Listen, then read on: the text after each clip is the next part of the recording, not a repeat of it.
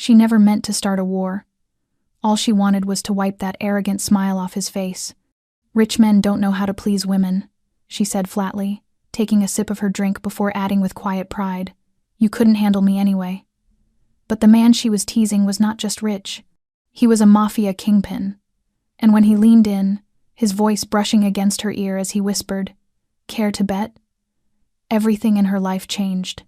The rooftop bar in downtown Chicago was thick with the scent of expensive perfume and aged whiskey.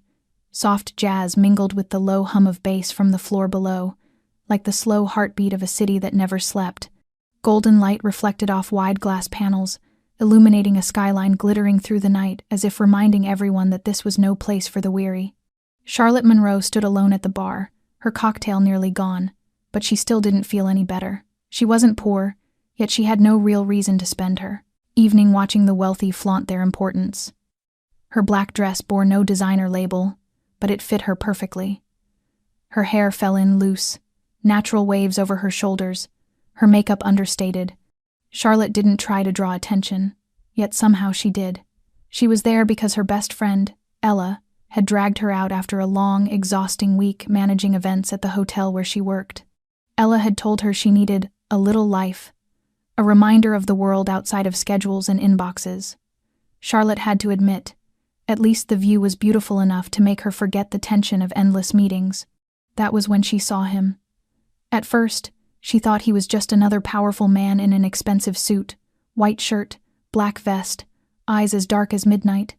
But there was something in the air around him that shifted when he moved. When he walked, people naturally stepped aside. When he stopped, the whole room seemed to pause with him. It wasn't about money. It was about control. He sat at a corner table with 3 other men, all dressed in dark tones, their eyes scanning the room more than their glasses. His expression didn't change even when people came by to greet him.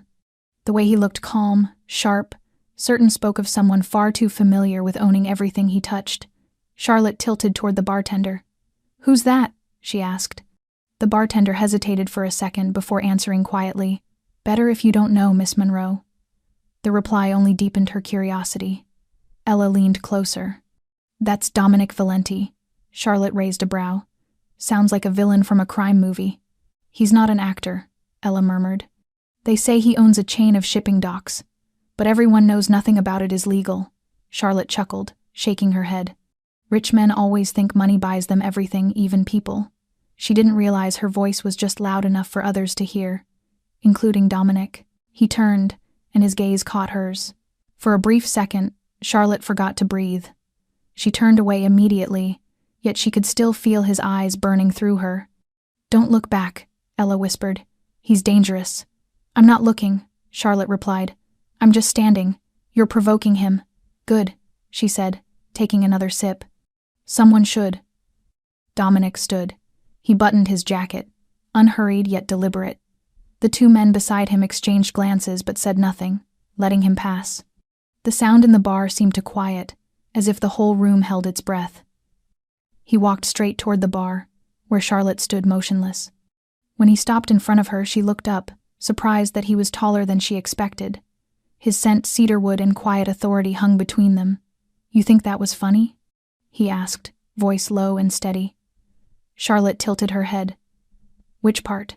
"The part about rich men." His tone was even cold. "It was just a personal opinion." "Based on what?" "Experience," she said without blinking. "They think they can buy whatever they want and disappear without explanation." Dominic studied her face, his gaze tracing from her eyes to her lips and back. "And you think I'm one of them?" "That's what I said." He leaned slightly closer, his voice dropping, almost a whisper. "What makes you so sure?" Charlotte straightened, smiling faintly.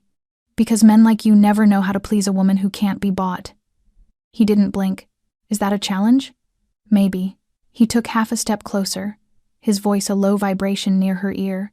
"You think I can't handle you?" Her pulse quickened, but she didn't step back. "I don't think," she said. "I know." His mouth curved, not in amusement but in something darker, deeper. He tilted his head, his breath warm against her skin. "Care to bet?" She didn't know that one. Careless line, uttered in the noise of a crowded bar, would become the spark that set off a storm. Now, let's step into that moment when their eyes met for the first time, and the challenge that would change both their lives forever. She didn't think he'd react. No one ever did.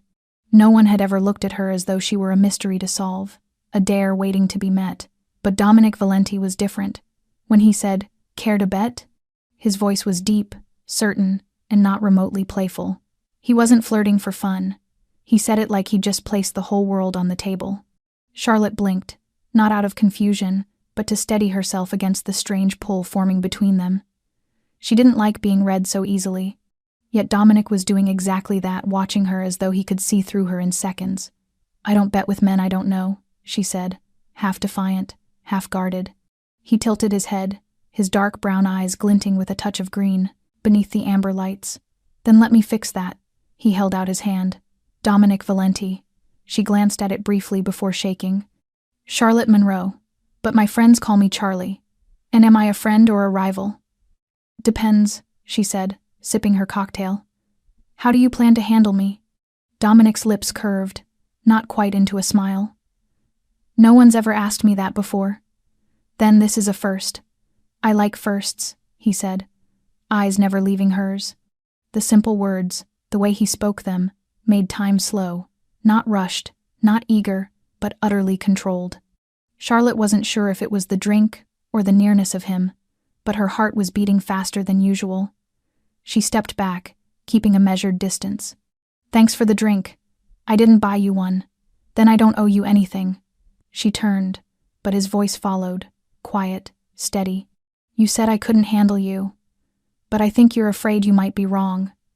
She stopped, turned, eyes sharp as a blade. "I'm not afraid of being wrong. I just hate wasting time." Dominic moved closer, slow and certain, not invading but close enough to stretch the air tight between them. "Then let me prove otherwise." "Prove what?" "That not every rich man is hollow." She looked at him, silent for a few seconds. The way he stood, spoke, even breathed, carried a confidence she rarely saw. "You always think you're right, don't you?" "No," he said softly. "I just don't step into fights I know I'll lose." "Then don't step into this one." "Too late," he replied. "I already have." Charlotte exhaled, short and tense. She didn't want to admit she felt the pull of a dangerous game, but she didn't want to walk away either. Not out of pride, but because a part of her one she'd locked away after years of disappointment was stirring awake. Dominic wasn't her type. Too rich, too powerful, too dangerous. Yet he wasn't, like the rest. No boasting, no pretending, no need to prove himself. He simply stood there, and silence followed. He commanded respect, and that frightened her most of all. Because if she wasn't careful, she could be drawn into a world that wasn't hers. She left the bar, his gaze following each step, but before disappearing from his sight, she turned back. "Fine," she said, meeting his eyes. "Try me. But if you lose, don't expect me to be gentle." Dominic said nothing. He only nodded. But something in his eyes shifted, not curiosity, but conviction. And Charlotte knew, whether she retreated or not, one thing was certain. She had just opened a door that would never close again. Dominic remained by the bar, his eyes following the line of Charlotte's back until she disappeared into the crowd. He did not smile, and he did not look triumphant. He simply grew thoughtful, as if he were studying a complicated blueprint that had just unfolded in front of him. No one had ever spoken to him the way she just had. No one had ever challenged him in public, much less with such frankness and absence of fear. That defiance did not irritate him. On the contrary, it stirred something he had not felt in a very long time. The sensation of a match whose outcome could not be predicted, a rare kind of interest that did not come from power or control but from uncertainty. Dominic Valenti was not accustomed to unknown results. He ran everything with cold calculation, precise step by step, from the chain of maritime freight companies and the logistics web stretched across ports from the East Coast to the Midwest, to the shadowy political connections people in his world only dared to whisper about. He was the hand on the strings, and he preferred it that way. His life was a labyrinth for which he always held the map. But Charlotte Monroe had entered like an unexpected gust that made the lights flicker, not strong enough to tear the house down, yet enough to make him rise and check the windows. When he returned to his table, Dominic no longer cared about the unfinished conversation with Marco or the two guests beside him. He lifted his whiskey, turned it once, and gave a quiet order. "I want to know who she is." Marco did not ask a single question. He nodded and vanished into the dark the way he always did. Dominic knew he would come back with everything: name, profession, address, morning habits, even the way she liked her coffee. To others, that might look like intrusion, even a disease of control. To Dominic, it was defense. He never let a stranger draw close without knowing whether a blade might be hidden in a coat. When Marco returned in less than an hour, the report was crisp and spare. Charlotte Monroe, 42 years old, senior events manager at a boutique hotel in the heart of Chicago, divorced, living alone in a small apartment near Grant Park, with no ties to any organization, faction, or special interest. A clean file. So clean that Dominic found it unnatural. "Has she ever been tailed?" he asked, voice mild yet firm enough to make Marco straighten slightly. "No sign of it. She keeps her life private, dislikes social media, leaves almost no trace." Dominic nodded. People like that were fiercely independent, but they also drew attention if they suddenly stepped beneath a spotlight as bright as the one that illuminated his life. He knew he should not move closer. Charlotte would have been a simple equation if left alone. A chance encounter, a small dare exchanged by two strangers. He could have let it pass like 100 other moments that meant nothing. But he did not. He did not want to. The next day, Dominic placed a man on the corner near the hotel where she worked. No interference, no theatrics, only observation. When she stepped out at 8:15 in the morning, heavy coat on, coffee in hand, eyes on her phone, Dominic sat in a car half a block away. He watched through dark glass and said nothing. She walked with a steady strength, unhurried but decisive. No high heels, only low heels neat enough for work and practical enough to run if she had to. Practical. Exact. Like him, he liked that. When she paused at a red light, he caught the brief moment she lifted her head toward the street. A glance so quick, yet enough to make his heart skip for half a beat. She did not see him. He did not look away. For the first time, he sensed something slipping beyond his grasp. And he knew that whether or not she turned back, he had stepped into a contest whose opponent was not a crime family, not the police, not a politician, but an ordinary woman who showed no fear, who did not need his rescue, and who would not easily bend. A woman like Charlotte Monroe. And that was precisely why Dominic could no longer retreat. Charlotte did not notice the black sport utility vehicle idling about 20 meters from the corner cafe. She did not notice the man in a brown coat at the pastry case. Hands, empty, eyes tracking her through the glass. To her, this Monday morning moved like any other. She arrived 15 minutes early to check the setup for a client event, reviewed the banquet floor plan, ordered a latte as usual, and braced for the unending river of emails. Yet one thing was not like the others. At about 11:30, just as she sank into a chair in the staff lounge to eat a quick lunch over a cold salad, her phone buzzed. A message from an unfamiliar number. Only one line. "I am inviting you to lunch today. Luca's on Clark Street. A car will pick you up at exactly 12. Dominic." She blinked at the screen, mind blank for a heartbeat. She had not saved his number, and she had not granted him any right to access her after that night. Yet he had her number. He knew where she worked, when she took lunch, even what she liked to eat. She looked at the clock. Half an hour. She hesitated. Ignore it. Reply with frost. Instead of any rational response, she opened the chat and typed one short line, neither verbose nor polite. "How did you get my number?" The answer arrived at once. "I asked." People answered. She tightened her grip on the phone, that familiar prickle of losing control nudging at her nerves. She did not like other people assigning her schedule. She did not like anyone who believed that commands would make her obedient, but the thing that unsettled her was not that annoyance. It was the curiosity rising beneath it, about him, about that scorching gaze from the night before, about the way her body remembered the words, "Care to bet." At last she replied, "I have 1 hour. If the food is bad, I leave early." One line appeared. "I do not let people go hungry." At exactly 12 o'clock, a black car stopped at the service entrance of the hotel. The driver opened the rear door with quiet courtesy and nothing more than a nod. Charlotte slid in, mind still wrestling reason against feeling. She reminded herself that this was only lunch, only a psychological game between two strong people, nothing more, nothing less. Yet when the restaurant doors opened, she knew she had been wrong. The room was elegant without ostentation. Old brick walls, low pendant lights casting a warm glow, a thread of lemon and rosemary in the air. Dominic was already seated at a corner table by the window, back resting lightly against the chair, charcoal suit cut to perfection. He stood when he saw her. That surprised her. No one had ever stood for her before. Not her ex-husband, not a business partner, not a male colleague.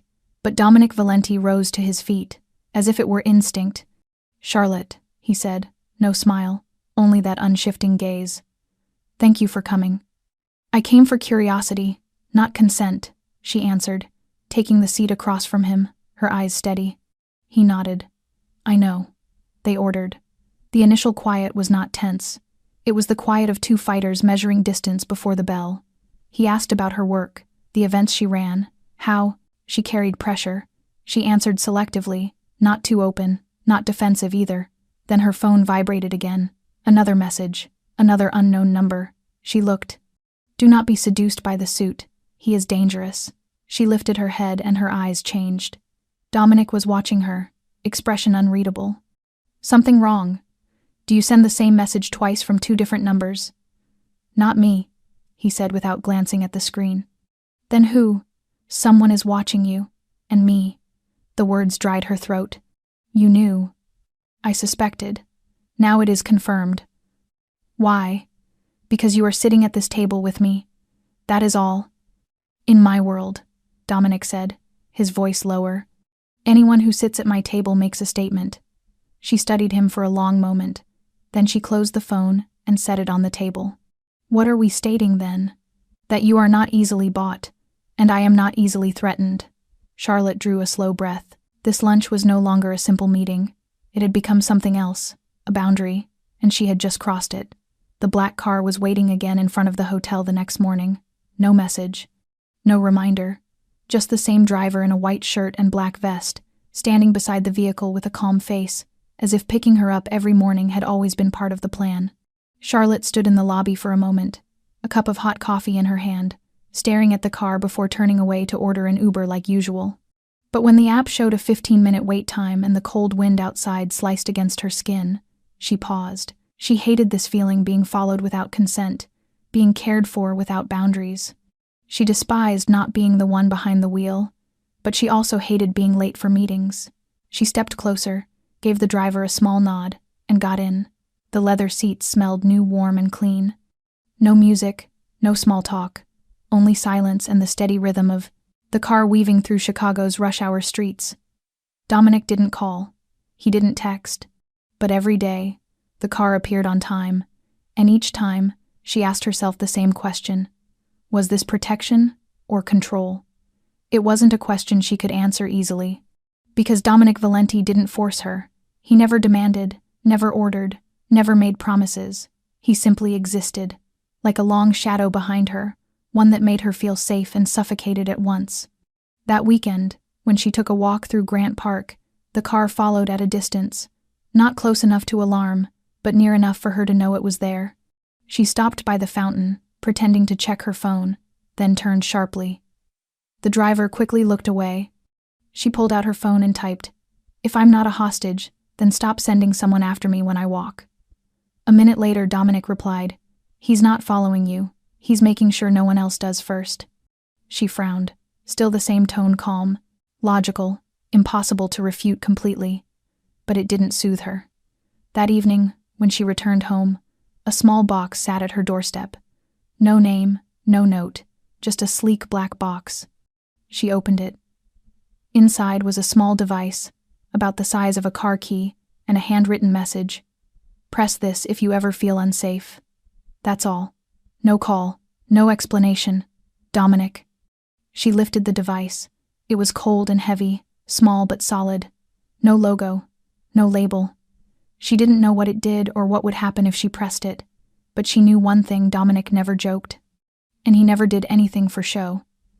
That night, she set it on her bedside table beside her phone, turned off the lights, and lay still in the dark, eyes fixed on the ceiling. Part of her felt protected. Another part felt bound by something she couldn't name. The feeling pulled in opposite directions inside her chest, a tension she couldn't ease. The next morning, when the black car was waiting again, she got in without hesitation. But this time, she spoke, her eyes straight ahead, voice quiet. "Tell him I don't need someone shadowing me all the time. If he really wants to help, let me breathe." The driver gave a small nod, silent as ever. But less than 10 minutes after she arrived at the office, her phone buzzed. A message from Dominic. "Breathe, Charlie. But don't forget the wind in this city can change directions fast. And sometimes, the moment you think you're safest is the moment everything collapses." She stared at the words, her chest heavy. She hated to admit it, but something in that message stayed with her. Charlotte began noticing the small details. A man in a brown leather jacket standing on the same corner 3 days in a row, pretending to read a newspaper but never turning the page. A strange woman in her usual cafe, ordering only a glass of water, staring at her phone like she was recording something. A beat-up silver sedan that always appeared behind her when she drove home. Even when she deliberately changed routes 3 times. She wasn't paranoid. She had spent years running high-profile events, trained to notice faces and patterns in a crowd. She knew when eyes were on her. And now, every sense she had was sounding alarms. What unsettled her most was not knowing whether these watchers belonged to Dominic or not. If they were his, they worked too smoothly, too invisibly, leaving no trace. But these ones clumsy, careless, obvious made her feel as if she'd crossed an invisible line she never meant to. That night, she lowered the blinds earlier than usual. She kept the living room dark, leaving only the soft light from the kitchen. She sat at the dining table, phone in front of her, the device Dominic had given her beside it, her palms cold. She didn't want to call him. She didn't want to give him another reason to tighten his grip. But she couldn't pretend nothing was happening either. After almost 20 minutes of hesitation, she picked up the device and pressed it. No sound, no light, nothing. She almost thought it was broken until the doorbell rang 10 minutes later. It wasn't Dominic standing outside, but Marco, the man who had been with him that night at the rooftop bar. His eyes were sharp, his voice calm. "Miss Monroe, we need you to come with us right now." "Go where?" "Somewhere safer. I'm not going anywhere until someone tells me what's going on." Marco didn't yield. "Mr. Valenti received an emergency signal from you. We've confirmed someone is monitoring your building. They're not ours. He doesn't want to take chances." She gripped the strap of her purse, studying his face. "How long has he known?" "About 3 days. But he waited to see if they were curious or had intent. And now?" "Now they have intent." Charlotte said nothing. She turned back inside, grabbed her coat, checked her wallet and phone, and stepped out, doubt still burning in her chest. The black car waited. Again. But it was a different model this time. Darker, tinted windows, no visible plates. Marco didn't speak during the 40-minute drive out of downtown. As the car turned down a tree-lined road, leaving behind the city lights and the distant horns, Charlotte began to feel real unease. They stopped before a large stone house draped in ivy, secluded behind a wrought iron gate. Warm yellow light spilled from the windows, and she could see the outline of someone waiting inside. Dominic opened the door just as she stepped out. He wasn't in a suit, just a white shirt with the sleeves rolled up, the top button undone. He didn't look like a kingpin. Just a man waiting for someone he didn't want to lose. "Charlie," he said, voice low but gentle. "Are you all right?" "For now," she answered, stepping into the house. "But I want to know what's happening. All of it." Dominic nodded. "You will. But first you're safe here. They won't find this place." "Who are they?" "Vincent Morgan's men." The name hit her memory like a faint knock. Ella had mentioned him once, a former business partner Dominic had cut ties with over a dirty deal. No one in their circle had heard from him since. Until now. "Why is he interested in me?" she asked quietly. Dominic watched her for a long moment. "Because you're the first person who ever defied me. In front of everyone. And you didn't break. You made me pay attention. And he knows anyone who has my attention is worth exploiting." She tightened her fist slightly. "So what do you do next?" "Increase protection," Dominic said, eyes steady on hers. "And keep you closer. The words fell heavy between them. Not as a command, but as a truth. This was no longer a game, no longer a wager. This was a war, and whether she meant to or not, Charlotte Monroe was already in it. And Dominic had made his choice. He would not let her face it alone. The house lay more than 45 minutes from the city center, wrapped in trees and an absolute hush. No blare of horns, no neon glare, no trace of the urban life Charlotte had known for so many years. Only wind combing the leaves, the scent of pine, and the damp breath of soil after the night's rain. She stood before the tall iron gate, the black sport utility vehicle that had brought them idling behind her, and ahead a stone path leading to a 2-story home where old-world lines met modern edges, gray brick walls, wide panes of glass, and a veranda draped in thick green vines. Dominic stepped out first, his gaze sweeping the grounds with the reflex of a man who must always check every angle before letting anyone pass. She could not tell whether he truly believed this place was safe, or whether the calm was a mask he kept in place to steady her. When he circled back to open her door, something in his eyes softened. He was no longer the calculating boss weighing every risk. He was a man trying to prove something that mattered. More. "Welcome," he said in a quiet baritone. "At the very least it is calm enough to hear yourself think." Charlotte stepped down, her eyes fixed on the house. "Is this your private home?" "It is where I go when I need quiet. Very few people know it exists. No one can find it without my word, so I live in that world now. A world with no address, no passers-by, a place that survives in the dark. Not live," he said, "only stay, until I am certain no one can lay a hand on you." Inside, the air held leather and ebony wood, a warmth that settled in the chest. The furnishings were spare yet refined, each piece chosen with care, nothing superfluous, nothing random. She noticed at once. Unlike mansions designed to dazzle, this place bore a strong signature, a part of Dominic, quiet, guarded, and unmistakable. He led her through the living room and down a long corridor that opened toward the back, where light from the garden slipped through the curtains, casting a tranquil scene like a painting. "Your room is at the end of the hall on the right. There is a wardrobe, a private bath, and a window over the woods. If you need anything, tell Marco or tell me." Charlotte stopped and turned to him. "And if I want to leave?" Dominic met her eyes without flinching. "You can, but not now. Not while Morgan's men drift near the streets where you like to walk or the cafe where you sit each morning. Not when you are the reason he is sending a message to me. I do not want to be a pawn in your game. You are not," he said. "You are the one thing he cannot touch, and that is the point." The answer stilled her. It was not the words so much as the look that carried them. No possession, no threat, no promise to keep her at any cost. Only a quiet resolve, a wordless protection. Night fell faster out here where there was no city glow. Standing at the window that faced the garden, she felt everything tilt into unfamiliar shapes. She had never imagined she would find herself in such a world. She was an independent woman who trusted reason, who had long believed that love was secondary in modern life. Yet now she stood in the orbit of a man no one dared to name loudly in public because a single look from him could rearrange everything. Charlotte wondered whether she was entering his life or being swept into it. But when Dominic knocked and appeared in the doorway with eyes both gentle and edged with worry, she only nodded. "Thank you," she said, for the first time, without any armor at all. He nodded back and slipped away, and she knew that whatever darkness his world contained, this moment beneath the soft gold light and the vast quiet was the safest she had felt in years. By morning the room was full of sun. The thin white curtain trembled in a mild breeze from the cracked window. The piece was so complete, it felt almost staged. No horns, no hurried footsteps, no hiss of an office espresso machine. Only birdsong floating from far off and a faint thread of oak in the air.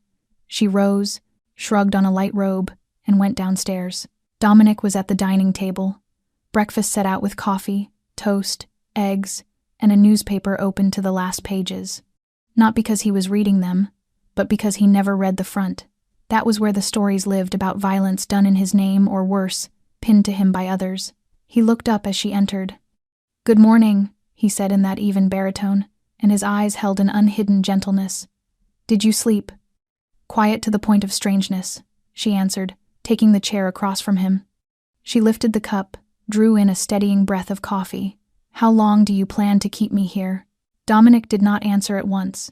He cut a square of toast, chewed, and spoke only then. Until every thread is gone. And if that never happens, then you still stay. Her cup struck the table harder than she meant. You are keeping me like a prisoner. His face did not change. No.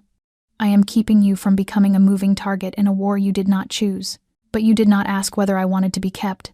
If I asked, you would refuse. That is my right, and this is my responsibility. No voices rose, yet each sentence landed like a cold blade between them on the breakfast table. Charlotte stood and crossed to the tall glass doors that opened onto the garden.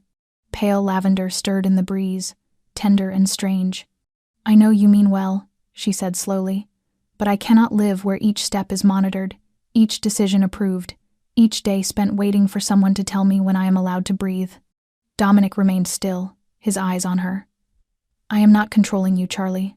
I am protecting you. From whom? From Morgan, or from you? He came forward, his voice lower now, like a whisper held between breaths. I am not forcing you to love me. I am not asking for gratitude. But if you think I will stand by and watch you swept into a hunt where the target is the woman who has my attention, then you do not know me at all. Charlotte turned to face him. Then let me choose. Protection is not the same as captivity. Love is not the same as holding everything in your fist. Dominic studied her for a long moment and inclined his head. All right. On one condition. What is it? Stay here 3 more days. If after that you want to leave, I will not stop you. She was silent. 3 days. Not a lifetime. Not forever. Long enough to test every border. At last she nodded. 3 days. But do not expect me to behave. Dominic smiled for the first time that morning. I have never expected that from you. She returned to the table and refilled her cup. The aroma remained warm, but doubt still crowded her chest. In Dominic's world, nothing was simple, not even kindness, and she knew one thing with a clarity that rattled her heart. She was not afraid of being caged.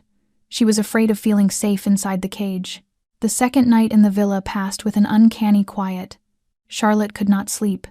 Even with the soft bed and the perfectly balanced pillows, even with every sound dampened to near silence, something inside her kept turning, as if instinct were warning her that something was about to arrive.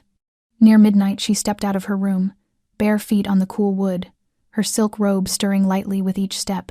A faint glow spilled from the office downstairs. She moved toward it, ready to turn back, then stopped when she heard a thread of music. A low, mournful strain of classic jazz humming from an old player. She tapped gently on the door. I cannot sleep, she said when Dominic looked up. He did not seem surprised. He only nodded and motioned her in.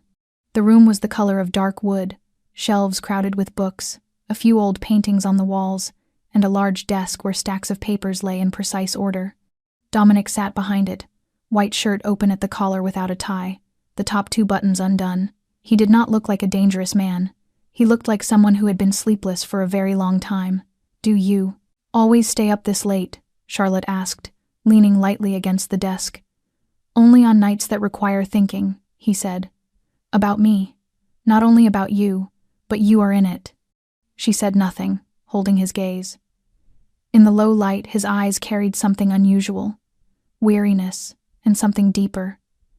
You control everything, she murmured. But not every wound is yours to command. Dominic did not answer at once. He stood, crossed to the bookcase, and lifted an old framed photograph into his hand. He did not show it to her.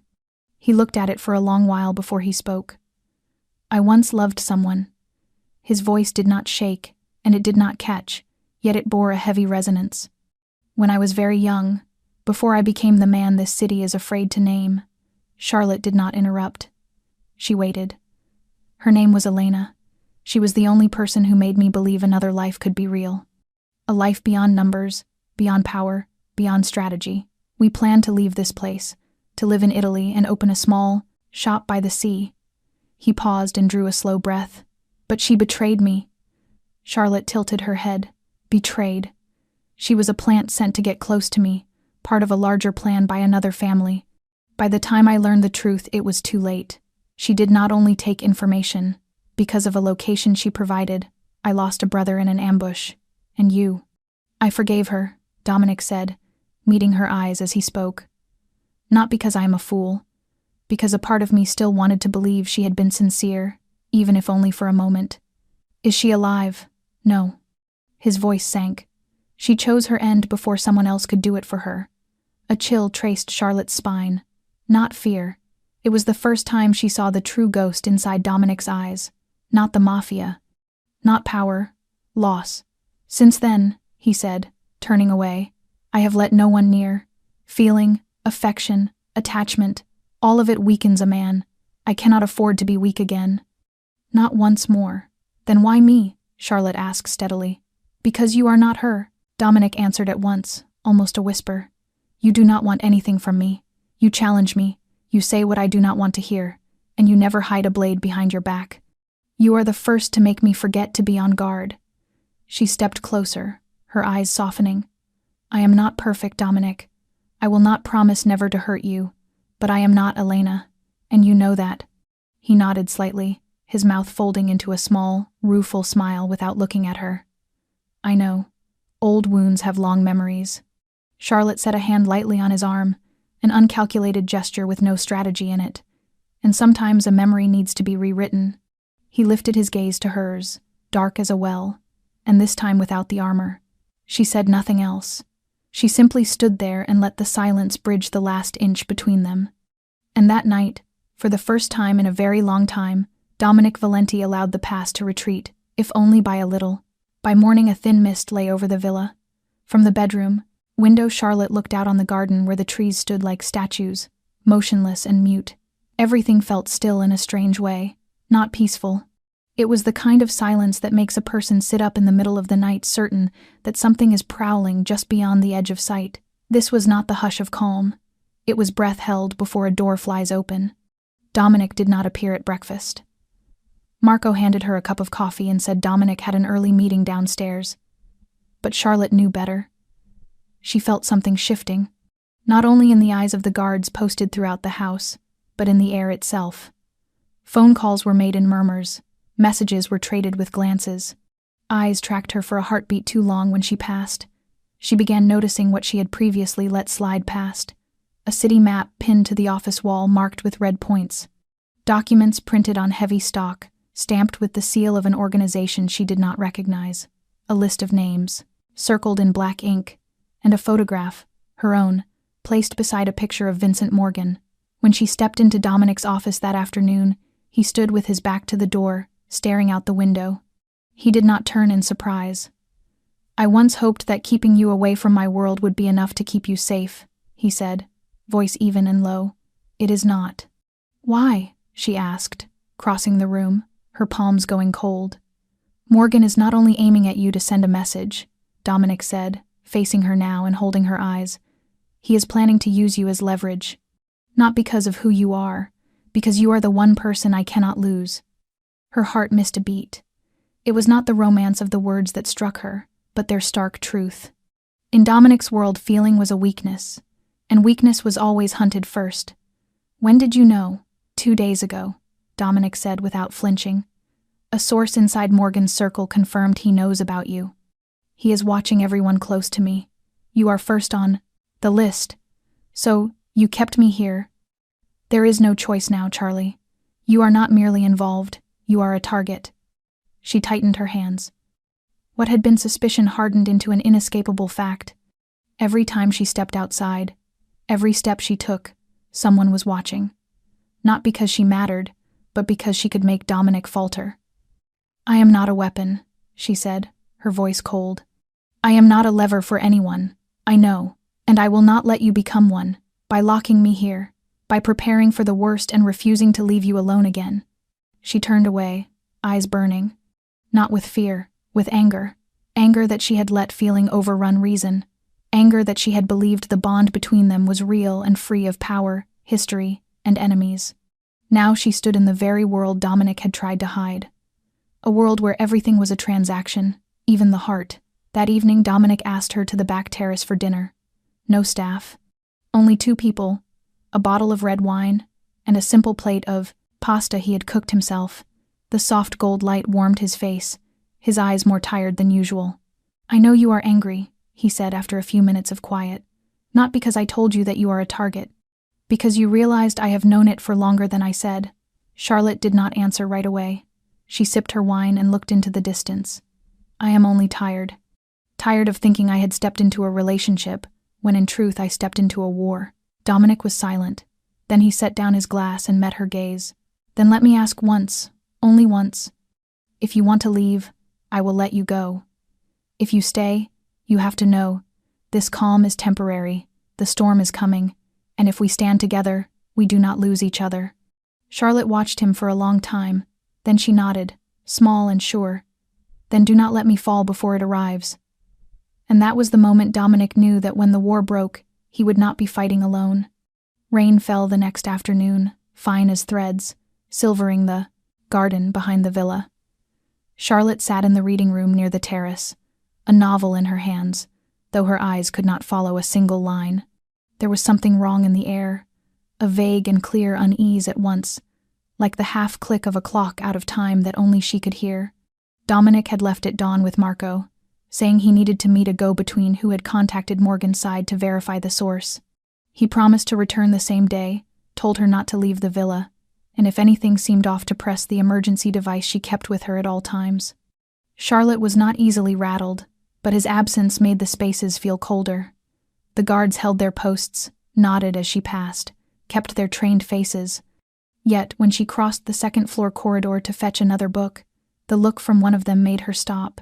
It lingered too long, not the watch of protection but the prying of appraisal.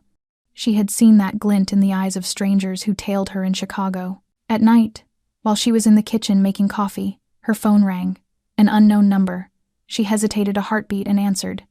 No one spoke, only rushed breathing, then a hurried whisper. They are not all loyal to him. Be careful with the man posted near the back door. Before she could respond, the line went dead. She stared at the screen and felt her chest tighten. Charlotte set the phone down and moved quickly to the security room, the place where she had seen Marco monitor every angle of the house. No one was there. The screens were bright, showing 4 views of the grounds. She focused on the rear feed and saw exactly what the warning described. The guard on that post was Tyler, one of the newer hires from 2 weeks earlier. Always quiet, always on time, eyes that never truly met another's. Just as she looked away, a door opened below. Instinct pulled her hand to the light switch. She killed the room lights and slipped behind the half-closed door. Footsteps entered, heavy and certain. Tyler. He scanned the screens, letting his eyes sweep each frame until they stopped on the camera trained on the corridor that led to her room. He pulled out his phone, tapped a quick message, and left without noticing her breath held inches away in the dark. Charlotte no longer had doubt. She ran to her room, locked the door, pulled out the device Dominic had given her, and pressed it for 3 seconds. A tiny light blinked, a soft vibration pulsed, and then nothing. 10 minutes later, the villa gates swung open, and Dominic's car cut through the drive like an arrow. He stepped out with a face like storm cloud. Marco was behind him, eyes like knives. Dominic kicked open the security room door and his voice cracked the air. Where is Tyler? No one answered. Every gaze tilted toward the hall. Then they saw the back door standing wide. Charlotte flew down the stairs and met Dominic in the main foyer. I am sure it was him, she said, breath ragged. He went into the security room, sent a message to someone, and watched the path to my room. Dominic did not ask another question. He ordered a sweep of the woods behind the house. Within 20 minutes, they found a phone tossed behind a shrub and a tiny earpiece clipped to the inside of a discarded guard collar. The phone held a single unsent message still in drafts. She will step out at 7 in the evening by the back door, be ready to take her. Dominic stared at the words for a long time, then smashed the phone against the stone counter. They are closer than we thought. That night, the villa doubled its security. Dominic did not leave Charlotte's side for a single step, but she knew his anger was not only fear of losing her, it was the knowledge that a traitor had been hiding among men he trusted. From that moment, the war was no longer a thing on the horizon. It had already begun, and this time no one would be standing at a safe distance. The night sky above the villa held not a single star, only a dense blackness as if every shard of light had been swallowed whole, and Charlotte sat on a wooden chair on the back terrace with a thin blanket over her shoulders, staring into the empty space ahead, while the aftershocks of the afternoon still trembled inside her, because survival had brought no peace, only a heavier gravity to everything. And Dominic stepped out a few minutes later with no bodyguards, no phone, None of the iron hardness people expected, only himself in a dark sweater, his stride unhurried and steady.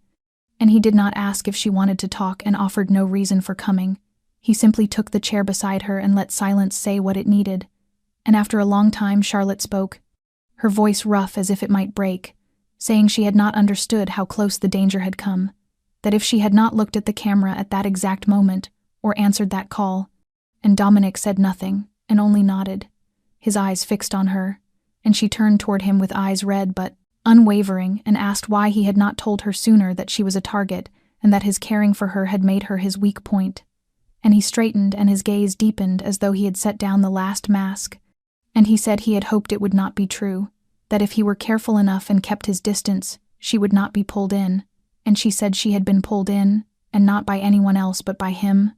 And he nodded, and his voice fell low and honest in a way she had never heard, as he said he knew, and there was nothing to justify it, only that he had not expected his feelings to go so far, that what began between them as a dare and a game had ended with a loss for him because he had allowed himself to care. And she shivered at those words, not from fear but because the admission made the past impossible to return to, and this was no longer about seductive lunches and daring glances and cautious sparring, because the line of the temporary had been crossed, and she drew a slow breath and said she did not blame him for caring. She blamed herself for letting everything outrun her control without seeing what waited behind it. And Dominic leaned toward her with his eyes locked to hers, and a voice soft as a vow and stern as a warning, as he said he would not let the afternoon happen again, that he had allowed a traitor too close because he had believed he could control everything, but that with her nothing could be left at just enough. There could be no partial protection, and no measured concern. It was everything or nothing. And Charlotte went still because in a world Dominic Valenti had built with calculation and iron rules, those words were not mere softness, but the first admission, that feeling, once real, would change every strategy. And she asked, "What about me?" as if testing herself, asking what if she said she was not ready to wake each day and ask whether she would live through it. What if she said she wanted to return to her old life and her old work and coffee at her familiar place, believing that no one was planning to kill her except some nameless madman on the street? And he did not evade and said he would not stop her, but he would remain behind her and keep watch and protect her. And if one day she needed him, she had only to press the button and he would come whether it was midnight or the center of a battlefield. And she looked at him for a long time, and for the first time did not feel fear or control in his words, because she knew there was no command and no scheme in them, only a truth he could not hide, that he cared. And that was why she had become a target, and also why she could stand without breaking. And she told him not to call it a game, because she did not play to win. She played to avoid waking one day to a life of regret. And Dominic tilted his head with the faintest curve of his mouth, not of victory but of something deeper, and said nothing in this will be temporary any longer. Charlie. And in that moment, with the rain ticking softly and the night drawn thick around them, both knew there was no way back. The game had ended, the lines were drawn, and the heart had no room left for hesitation. And near 3 a.m, Dominic was still awake with the office lights burning, and reports spread across the dark wood desk beside a cup of black coffee gone cold, while Charlotte stood just beyond the half-open door with her shoulder against the frame and watched him as if trying to read something hidden deeper than the plan scattered before him. And he did not raise his head, and still knew she was there, and told her she should sleep, and she answered she could not, and that he was not sleeping either. And then he looked up at her as if one glance could quiet the noise for a few seconds, before he looked down again and opened a city map, marked with careful red points, and said their intelligence had confirmed that Morgan had left his main base in New Jersey and was on the move and not alone, that he had met an old associate named Julian Hart, who specialized in strategic assaults, a man who had once worked with him on an arms run in Europe before they split over disagreements, and who now seemed to have found common ground again. And Charlotte came to his side and looked down at the map, and asked what the points were, and he said, communications, stations and warehouses, and checkpoints, and that a heavy red circle on the western side of the city marked the location, where encrypted signals had spiked over the past 3 days, many outgoing calls from a device that used the codes Morgan had relied on before. And when she asked if he was about to strike, Dominic said, not about to, but already planning. And Marco entered with fresh printouts, and said news from Lucas's network showed that someone in Morgan's group had approached one of their shippers, and asked for the movement map of the people inside the villa, especially Charlie, and Dominic's hands tightened, and he said they were ready to move. And Marco nodded and said they were positioning for either an ambush or a hit and vanish, but certainly aiming at the soft point. And Charlotte turned to Dominic and said, "I am the soft point." And he held her gaze and said, "No, you are the reason I will not step back." And the air thickened, not with fear but with the sense of something large rolling toward them like far thunder from a storm not yet visible though the body already chilled. And Charlotte pulled a chair beside him and spread another map and asked how much time they had, and he said worst case 24 hours and best case 48. And she asked for their plan, and he told Marco to double security and move every piece of data off the villa's servers and alert every contact point to prepare for immediate relocation. And then he looked back at Charlotte with his eyes softened and said she would be moved to another location in the morning with her own team. And she said no and refused, and he called her name and she said if she left she would become a moving target, and at least here they knew their ground and their preparations. And Marco inclined his head and told Dominic she had a point. And Dominic studied her for a long breath and nodded and said, "Then we prepare for war." And Charlotte gripped the edge of the map, with her heart pounding, and her gaze steady, because she was no longer a woman who had stumbled into a mafioso's world by accident. She was in it now, and it was time to stand with him, without stepping back. Because the echoes of the enemy were no longer distant, they were closing in, and this time there would be no one left outside.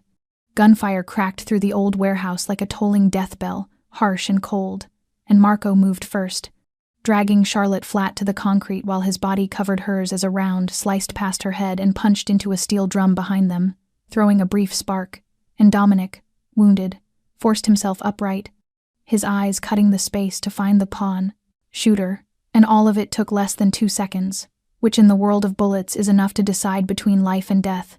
And 4 of them, southwest.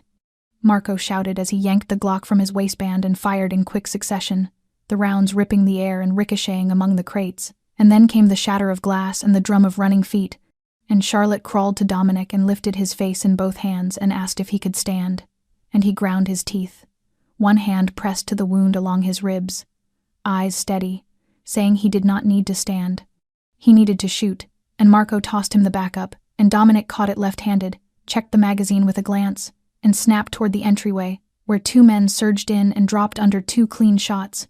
And Charlotte's heart hammered so hard, it felt as if it would burst her chest as she pressed to a concrete pillar with the small pistol Marco had given her when they left the villa, and she had never fired on a person before, but when a dark figure rushed them with a raised gun, survival outran fear, and she squeezed the trigger, and the first report jolted her.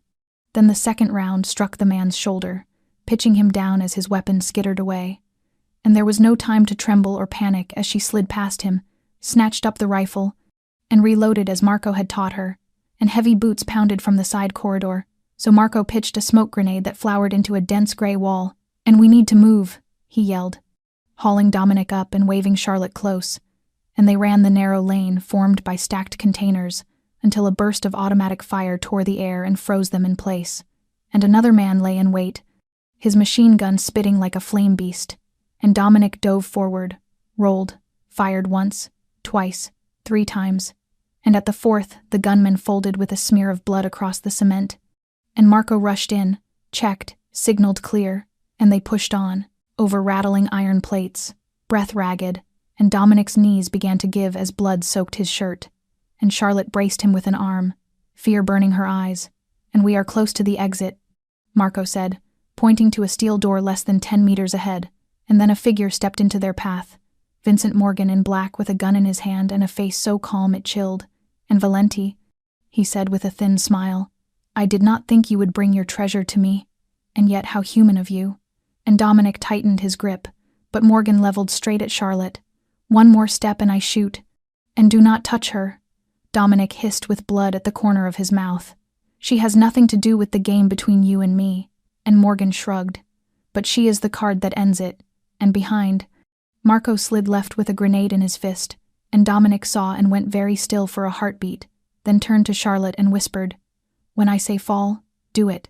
And she had no time to ask before. Marco flung the grenade and Dominic shouted fall and pulled her down hard, and the blast slammed the air and smoke boiled across the lane, and in the chaos Dominic threw himself forward, using the last of his strength to cover Charlotte while Marco laid down fire, and they slid toward the steel door, and Morgan vanished into the murk.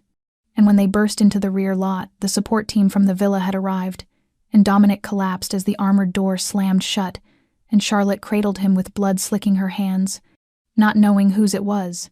And he opened his eyes one last time before the dark took him and whispered, "You did well, Charlie." And then he went under in her arms, and Charlotte knew the war was far from over. But for now, the man she loved was breathing, and that was enough to carry her into the next fight. And they took Dominic back to the villa half-conscious. The bleeding stanched, but his face pale as if the last light had been drained in the instant before. Everything went black, and Charlotte stayed by his bed all night without closing her eyes. Her hand locked with his, not to hold him to life but to hold herself to something still present in a world overturned by gunfire and betrayal. And the room's quiet held only the soft hum of the drip and the warm gold wash over the face of a man she had once believed was only a wager and a spark in a loud Chicago bar. And now he lay there breathing thinly and still fighting to keep the promise not to let her go. And when the sun thinned through the heavy curtains and touched the sheets, Dominic stirred and his lids trembled and lifted, and pain still clouded his gaze. Yet when he saw Charlotte, it cleared as if he had climbed out of a dream just to make sure she remained. "And you did not leave," he rasped. And she nodded with wet eyes and said she had told him she would not stay behind, and he tried to squeeze her fingers and managed only a small shift. "And are you all right?" he asked, and she smiled through tears and said he was the one who should ask that. And the room fell into a silence of steady monitors and shared breath, a language only they understood. And she tightened her hold and did not look away, and said his name, and drew a breath as if to gather all her courage for what she had never thought she would confess. That he had been right about everything, about his world not being simple, about loving a man like him meaning stepping onto a field of battle, about men like him never doing anything by halves. And she said she had been wrong. And Dominic closed his eyes, perhaps from fatigue, perhaps to hide the feeling that had risen, then opened them with a gentleness no words could carry, and told her she owed him no apology. And she whispered, "No, but I owe you one thing, an acknowledgement."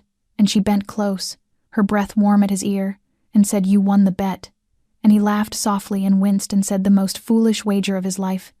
And she smiled for the first time since his shirt ran red, a smile free of fear, and said it was the only wager she did not regret taking. And he gripped her hand, stronger this time, and asked if she was his now. And she nodded and said not because she was a prize but because she chose to stay, that even if the world kept exploding and Morgan returned and the ghosts of his past still lacked names, she would not step back. And he closed his eyes and shaped one word, Charlie. And in that instant there was no Mafia, and no blood, and no dare, and no stray rounds. Only a man and a woman who had crossed too much loss to keep pretending that love begins in softness, because sometimes it begins with a reckless bet and ends in a truth spoken from the deepest part of the heart. And she told him he had proved her wrong and that she had never been so glad to be wrong. The autumn wind drifted through the trees behind the villa, carrying the damp scent of soil and the faint musk of decaying wood from a forest near Lake, Michigan. Charlotte sat on the long wooden bench beneath the porch roof, a half-open book resting in her hands, though her eyes had not moved across a line in several minutes. The stillness around her was unnatural, no whir of helicopters circling above, no click of radios passing coded orders between guards. Yet that quiet did not calm her, it unsettled her. Dominic had only just returned from a private meeting with Lucas, the man who oversaw intelligence across his entire network. He had said little when he entered the house, only paused long enough to look at her before setting his coat aside and walking straight into his office. Charlotte followed minutes later, knowing the silence wasn't the sound of peace but of something vast waiting in the dark to move. Dominic stood facing the window, arms folded, watching the empty yard where the morning birds had not appeared. When she stepped inside, he did not turn, but his voice, low and thoughtful, carried through the room. When things grow too quiet, it isn't because they have stopped. It's because someone is waiting for the exact moment to strike. Charlotte moved closer and laid her hand gently on his arm. "You think Morgan is still alive?" Dominic nodded without shifting his gaze. "Men like him do not die easily, and if he is alive, he will never forgive what we destroyed. This silence is how he makes us believe the war is over. We can't live forever in fear," she said softly. "I'm not afraid," he replied, turning to her, the sleepless nights still clouding his eyes. I'm worried because I no longer fight only for myself. With you here, I can't risk the way I used to. Charlotte tightened her grip on his arm, her voice quiet but certain. I'm not something fragile you have to protect. I was beside you until the last shot, and I won't step back now just because you're afraid of losing me. He looked at her for a long moment before nodding. I know. Still, sometimes I wish I could place you somewhere, untouchable, somewhere my past could never reach. There's no such place, Dominic. And if there were, it would be a world without you, and I won't live there. Her words fell softly but left a deep stillness inside him. He drew her into his arms, and for that brief moment there was nothing left to promise. Then his phone vibrated. Dominic pulled it from his pocket, glanced at the screen, and his expression hardened. It's from the Western satellite station. The alert system caught a repeating coded signal, the same pattern Morgan used before. It's back. Charlotte stepped back, her eyes wide. You think it's him, or whoever took his place. Either way, the game isn't finished. He crossed to the desk, opened the large screen, and the red dots returned, scattered like blood over the map. Around them, the air seemed to thicken with an invisible mist, the kind made of worry, of readiness, of knowing that peace was only the pause between explosions. Charlotte joined him without a word. They had lived through enough to know words weren't needed, only presence, only resolve. And if war came again, they would not retreat. Dominic set his hands on the desk, his voice calm but cutting. They think the world is quiet? Then they'll learn soon enough silence isn't peace. It's the final warning. Charlotte's hand found his, and in their shared gaze they both knew their lives would never be still, but they would belong to each other, no matter who returned from the shadows. At dawn, mist still veiled the lake behind the villa, thin as a curtain drawn between memory and the present. Charlotte sat on the stone steps, wrapped in a long sweater that fell past her knees, a steaming cup of coffee warming her palms as her eyes drifted toward the pale horizon where the pines dissolved into light. The calm here was almost too pure, too far removed from the hum of traffic, the crowds, the yellow city glow that had once defined her world. 3 weeks had passed since Dominic had survived the ambush at the warehouse, 3 weeks of strict protection, doubled security, guards who never looked away, and a Dominic who had grown quieter with each sunrise. As though his wounds had burrowed deeper than the flesh, Charlotte did not love him for his power or for the world he commanded. She loved him because behind that cold precision was a man who had relearned how to love silently, fiercely, like a flame burning low but steady. Yet she also knew she wasn't born to live forever behind high walls, under cameras and security briefings. She belonged to the city, to its rush, its noise, its pulse of life where fear hid not in gunfire but in too much quiet. She missed the breath of the streets, the scent of asphalt after rain, the echo of footsteps on pavement, and the freedom of disappearing into a crowd without looking over her shoulder. When Dominic came outside, he saw her from a distance, small, still, gazing toward the edge of the woods as if her thoughts were already beyond his reach. He walked to her without a word. Charlotte didn't turn, but she felt his presence behind her. I want to go back to the city, she said, calm but certain. He was silent for a long moment. I know. Not because I'm tired, not because I'm afraid, she continued. But if we have to hide in the dark to stay safe, then what kind of love is that? I don't want to wake every morning checking a security map before I kiss the man I love. Dominic looked down at the coffee in her hands as if searching its steam for an answer he hadn't wanted to face. I built this world to keep enemies away, he said quietly. Maybe I've been hiding from myself too. Charlotte turned to him, her eyes soft. I don't want you to change, Dominic. I want you to choose. Choose what? Choose to live, not to hide. He looked at her for a long time, remembering the first night he met her on a rooftop bar in Chicago, the way her eyes had defied everything, the way she had said you couldn't. Handle me like a spark thrown into the storm, he thought he commanded. He had crossed blood, betrayal, and fire to reach her. But if keeping her meant trapping her in glass, then what was left of love? I'm afraid, he admitted. I'm afraid that if you walk back into that world, I won't be able to keep you safe. Charlotte smiled faintly. That's the point, Dominic. I don't need protection from the world. I need to live in it, and I need you to live there with me. The wind stirred a few loose strands of her hair across her face. Dominic reached to smooth them back, and in that gesture, his eyes were no longer those of a man feared by an empire, but of one who finally understood that love wasn't possession, it was walking beside someone. Facing the fear together. Then we go back, he said softly. But not as before. This time we don't run, and neither of us hides.